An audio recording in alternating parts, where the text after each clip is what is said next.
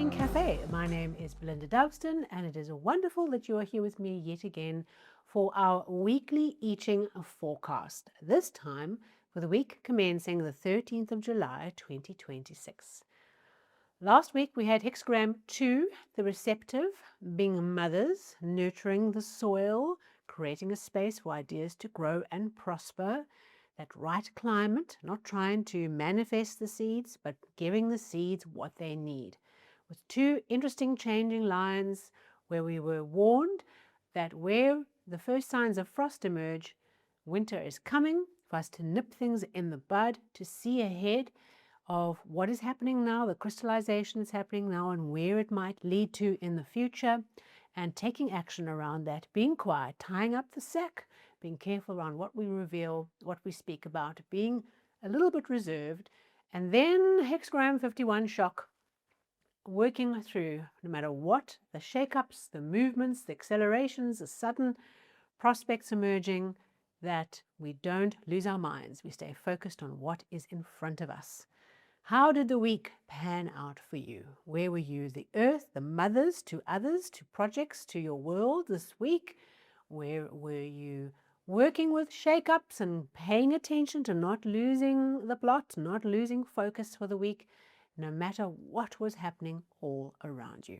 If anything came up for you for this last week, please do share a comment.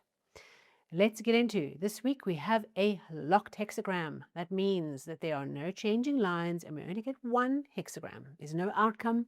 There's just one focus for us to pay attention to. One thing, one symbol, one area that we are being asked to really dial into this week. And it is hexagram 26, the taming power of the great, also known as the great accumulates. Okay, this hexagram, the structure tells us a wonderful story, right? On the top triagram, the top three-lined image, you can see mountain. Okay, mountain sinks and rests. Okay, it is a holding restrictive energy. The bottom triagram, all right, is heaven, strong masculine energy, total creative flow, pushing up. It moves upwards. And here we have the upwards energy of this creative power surging up, coming against the restrictive restraint of the mountain, all right? And what that restraint does, this powerful barrier, right, allows us to pool all the energy, all the creative power, and build up and focus that creative power behind the restraint. This hexagram is all about focus, focus, focus, all right? So whatever we are up to this week, we are focusing on focusing. There's something important that we are needing to pay attention to. That's why there's no changing lines. There's no side stories. There's no other little pops of change. No, there's this thing. Focus on focus. So what we think about when we think about this hexagram is culminating and focusing all our ideas, all our energy, all our activity behind the central, important, powerful thing, idea, project, process that we are going through. Imagine that pooling energy, that heaven energy, wanting to surge up, but it can't just burst forth and dissipate, right? It is being contained by the mountain, by the restriction that is helping it to focus its power. Like when we build muscles, all right, we don't do that by just endlessly repeating on high speed, all right, lifting the weight. We concentrate, okay, we focus the rep, we work with really building the muscle in a conscious, focused way, right? We don't get injured, we don't waste energy, we are building the power by slow, focused movements. All right, that is what we are doing. We are building muscle, and when we have muscle, we can act, jump, skip, run, dance. We can move with agility and power and freedom.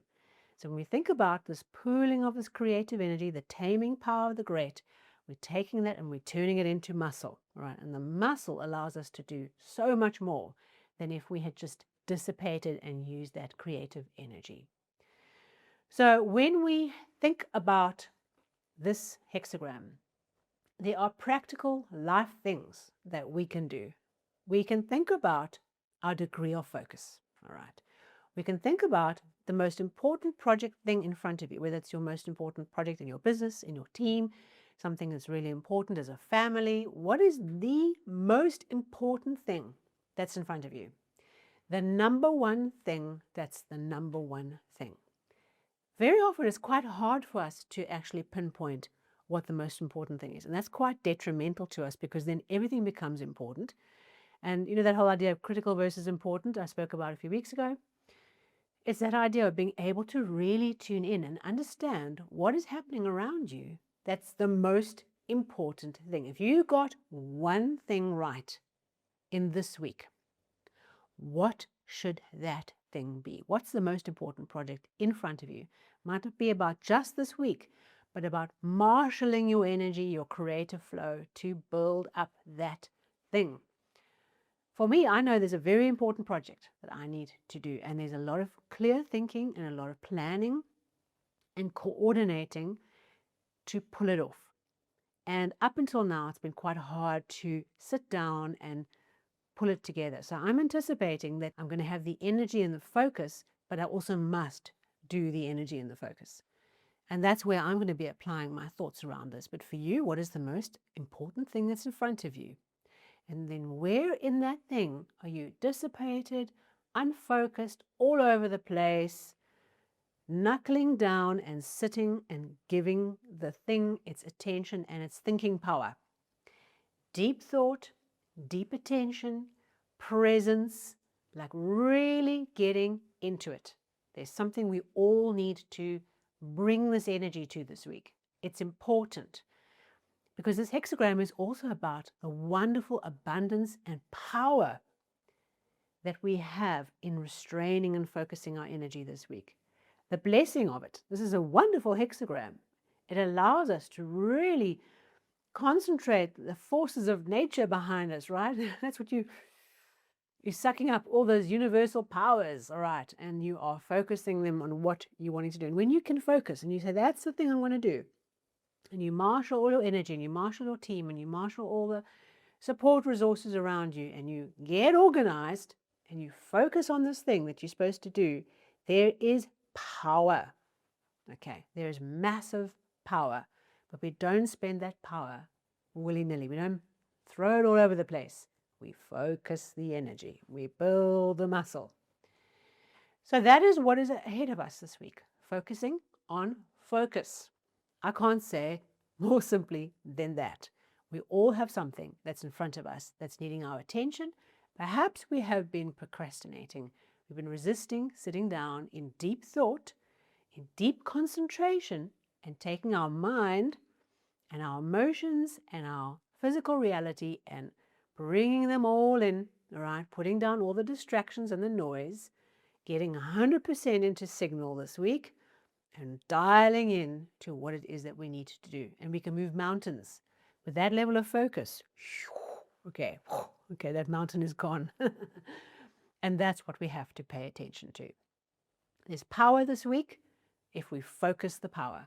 If we dissipate the power, we can't get the blessing that's trying to help us this week. Let's unlock that magic. Thank you so much for being here with me. Short and sweet this week because there's no changing lines or anything else. That's what it is. Focus on the focus. And I look forward to catching up with you soon for our next weekly forecast. Until then, a thumbs up, a like on this episode would be great if it was useful to you. And of course, if you're new to the channel, subscribe, bells, buttons, you know what to do. And I'll see you again very, very soon. Until then, take care.